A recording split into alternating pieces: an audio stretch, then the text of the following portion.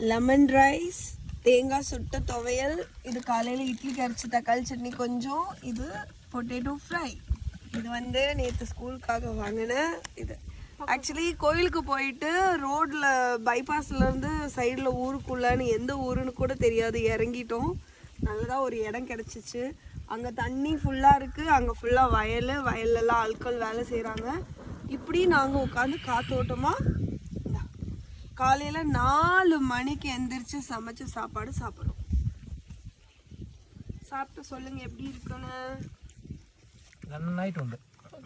நிஜமாவா? இதுதான் லைஃப்பில் சின்ன சின்ன மொமெண்ட்ஸ் இந்த மாதிரி இருக்கிறதும் என்ஜாய் பண்ண கற்றுக்கணும்.